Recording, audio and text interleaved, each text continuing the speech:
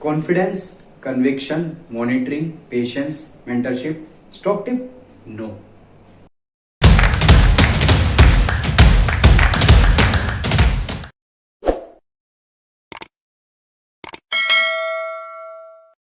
नमस्कार दोस्तों, स्वागत है आपका अपने चैनल इन्वेस्टर में। दोस्तों मैं हूं आपका दोस्त हैरी और पिछले 10-11 साल से जो भी मार्केट में इन्वेस्टिंग करके मेरे को एक्सपीरियंस हुआ है वो अपनी वीडियोस के माध्यम से मैं आप लोगों से शेयर करता हूं।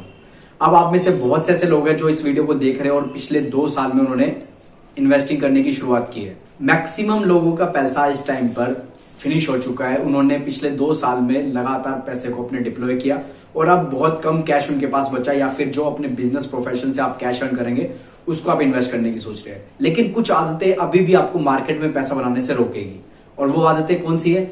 एक तो ये कि हर बार नए मल्टीबैगर की स्टार्ट करना, किसी यूट्यूबर चैनल पर ढूंढना, किसी सोशल मीडिया पर ढूंढना, ट्विटर पर ढूंढना कि मुझे मल्टीबैगर मिल जाए। दोस्तों पिछले 2 साल से जो स्टॉक्स आप इन्वेस्ट करके बैठे हो, अगर वो हाई क्वालिटी स्टॉक्स है तो मल्टीबैगर वहीं पर बनेगा। टाइम लगता है, इतनी जल्दी आपको मल्टीबैगर रिटर्न बनने की संभावनाएं नहीं है। 2-3 गुना कुछ स्टॉक हो गया है, वो बात सही है, लेकिन फिर भी अगर बड़ी वेल्थ मार्केट में बनानी है तो टिकना पड़ेगा आपको।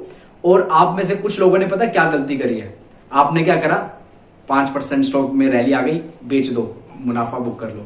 10% स्टॉक भाग गया, बेच दो। 30% स्टॉक भाग गया, बेच दो। और अपने पिछले 2 साल में मैं दावे से कह सकता हूं आप में से मैक्सिमम लोगों ने गलती करी है। और आज जब पलट कर उस प्राइस को देखते हो तो आपको वो प्राइस ऊपर मिलता है। क्यों? क्योंकि अगर अच्छे स्टॉक को एक बार खरीद लिया तो बार बार क्यों किसी नए स्टॉक के पीछे भागना?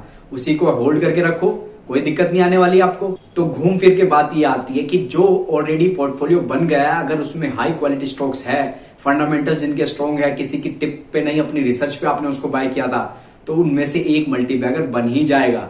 सिर्फ आपको जरूरत है पेशेंस की, कॉन्फिडेंस की, मॉनिटर करने की। वही वर्ड मैं अभी आपको बता रहा था। अब किसी स्टॉक टिप की फर्दर आपको नीड नहीं है। आपको अब कन्विक्शन चाहिए कि मैं कैसे अपने स्टॉक को होल्ड करके बैठूं 1 साल, 2 साल, 3 साल, 5 साल। इस बात की आपको जरूरत है। और एक और चीज मैं देखता हूं, जैसे ही मार्केट में थोड़ी बहुत करेक्शन आई फड़फड़ाने लगते हो। क्या दिक्कत है भाई? स्टॉक एक तरफा रैली थोड़ी दिखाएंगे। बिजनेसेस ऊपर नीचे आते रहते हैं, ग्लोबल फैक्टर है, बहुत सी ऐसी चीजें जो मार्केट में स्टॉक प्राइस को शॉर्ट टर्म पे इंपैक्ट करती है। थोड़ी सी करेक्शन आई नहीं, घबराहट हो जाती है। अरे मार्केट गिर रहा है, मेरे स्टॉक नीचे हो गए, 10% नीचे हो गए, 20% नीचे हो गए, क्या करूं? तो भाई ये सोच के थोड़ी लिया था कि स्टॉक प्राइस ऊपर जाएगा मेरे खरीदने के बाद। स्टॉक प्राइस नीचे भी जाते हैं, बिजनेसेस अप एंड डाउन आते हैं, मार्जिन में दिक्कत आ सकती है कंपनीज की, तो शॉर्ट टर्म में वो सफर कर सकती है, कंपनीज के प्रॉफिट सफर कर सकते हैं। तो आपको घबराना नहीं है किसी भी तरह की मार्केट वोलेटिलिटी में। आपको पेशेंस रखना है कि यार मुझे अपने स्टॉक्स पर भरोसा है, अपनी कंपनीज पर भरोसा है, और उसी हिसाब से मुझे आगे चलते रहना है, अपनी होल्डिंग बना के रखनी है। अभी हाल फिलहाल में बहुत बातें हो रही है कि यूएस में रिसेशन आ सकता है, इंटरेस्ट रेट वहां पर हाई कभी होना शुरू हो जाएगा, फेड इंटरेस्ट रेट बढ़ाना शुरू कर देगा, ऊपर से इन्फ्लेशन की दिक्कत। 1981 पे जो इन्फ्लेशन डेटा चल रहा था वही इन्फ्लेशन रेट इस टाइम पे चल रहा है 8.5%। तो बहुत सी ऐसी दिक्कतें। साथ में फेड ये भी बोल रहा है कि जो बैलेंस शीट पे इतने असेट उनके हो गए तो उसको भी वो सेल करेंगे, जो कॉर्पोरेट बॉन्ड बाइंग उन्होंने की थी उसको भी वो रिड्यूस करेंगे अब। तो इतनी सारी दिक्कतें के चलते ऐसा लग रहा है जैसे यूएस में रिसेशन आ जाएगा। यूएस में रिसेशन के डर से जो वहां की नेस्डेक की कंपनियां वो मार्केट में करेक्शन दिखा रही है। नेस्डेक के स्टॉक्स में करेक्शन आ रही है तो इंडियन आईटी कंपनियों में करेक्शन आ रही है। कुछ बड़े ईटीएफ जो पैसिव फंड्स है वो इंडियन बैंकिंग स्टॉक्स को और आईटी स्टॉक्स को बेच रहे हैं। और इसके ऊपर और बड़ी दिक्कत आ रही है, बातें हो रही है कि यूनिवर्सल करेंसी डॉलर नहीं रहेगा तो क्या होगा, यूएस का क्या होगा, इंडियन मार्केट का क्या होगा।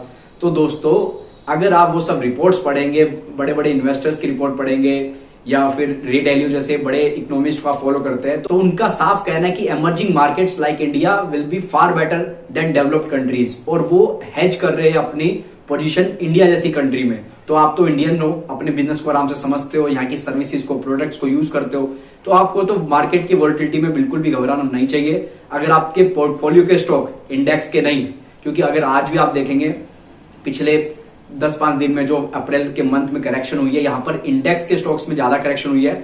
आपके पोर्टफोलियो के स्टॉक्स हो सकता है अभी भी कुछ स्टॉक ऐसे हो जो 52 वीक हाई लगा रहे हो।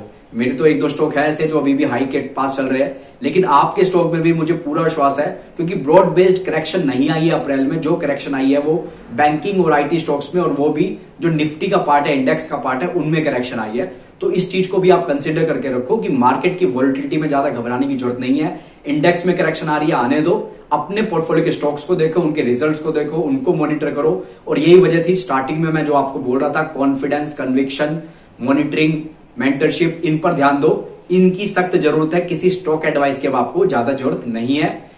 जो स्टॉक्स ऑलरेडी इन्वेस्ट करके बैठे हो, पैसा लगा के बैठे हो, पैसा यहीं से बनेगा। और अगर जो गलतियां मैंने आपको बताया कि ये गलतियां अगर आप करोगे, शॉर्ट टर्म प्रॉफिट बुक करना, या फिर मार्केट की वोलेटिलिटी में घबरा जाना, या फिर हर बार नए मल्टीबैगर के पीछे भागना, तो फिर जितना पैसा मार्केट में आपका बनना चाहिए नहीं बन पाएगा। लेकिन मुझे पूरी उम्मीद है कि इस वीडियो को देखने के बाद आपका नजरिया बदलेगा और आप मेरी बातों को अमल जरूर करेंगे। तो वीडियो अच्छा लगा हो तो लाइक कीजिएगा, चैनल को सब्सक्राइब कीजिएगा। ऐसी बेहतरीन वीडियो हैरी लाता रहता है आपके सामने। Thank you so much. जय हिंद।